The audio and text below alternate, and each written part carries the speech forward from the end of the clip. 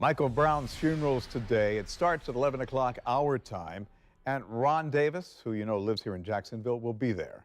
Yeah, his son was shot and killed nearly 2 years ago here in Jacksonville on the south side. He says he's attending to show support for Brown's parents, and Brown's father is asking for one thing today.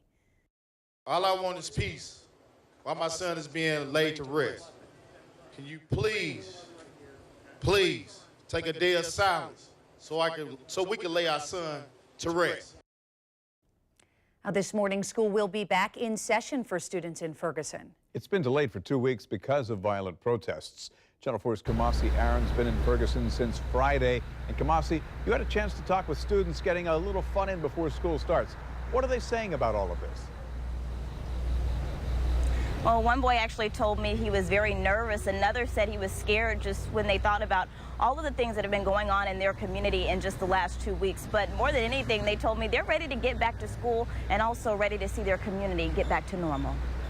Christian is only 6 years old, but he and his brother both know something in their community is different. How do you feel? You haven't been able to go for the last couple of weeks. Did you?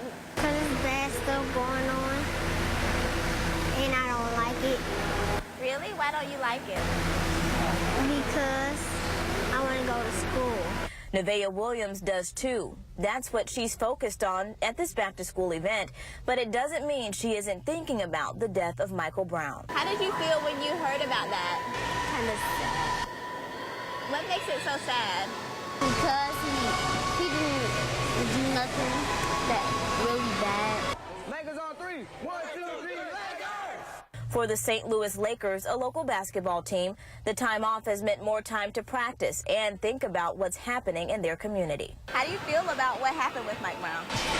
Well, I'm kind of sad because people saying he didn't really do nothing. He walked in the store and then just walked back out and the police shot him. And I was kind of sad.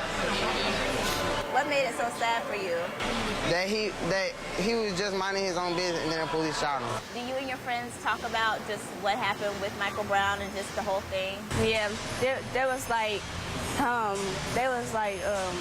friend Samaya, she was like, well, if I don't know what happened, but if I was there, I would have seen with my own eyes if he really did come towards him or shot him or nothing, something like that.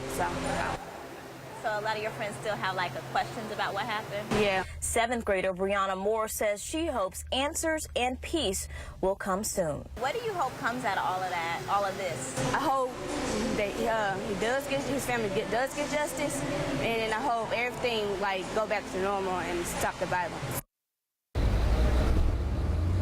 And some of the students said just everything going on here, the violence has definitely made them more cautious. Some of them told me they understand the need for or the search for justice for the family and a lot of people in the community, but they just said overall they wish it could be done more peacefully. Reporting live in St. Louis, Kamasi Aaron, Channel 4, the local station.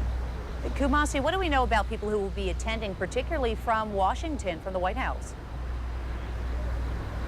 Well, there are going to be actually 3 officials from the White House that are going to be at this funeral. It's going to be held at the church that's right behind me. First, there's going to be Broderick Johnson. He is the chairman of the task force that President Obama started called My Brother's Keeper, focused on empowering young men of color. So he's going to be here. Also, he's going to be joined by Marlon Marshall. He's actually a St. Louis native, and we've learned that he actually attended high school with Michael Brown's mother. So he's going to be here, as well as another person from that office, which is the White House Office of Public Engagement. Just not only people from Washington, from the White House coming, but so many people that have been here, not just for the funeral today, but that we've seen here throughout the entire weekend. Jen.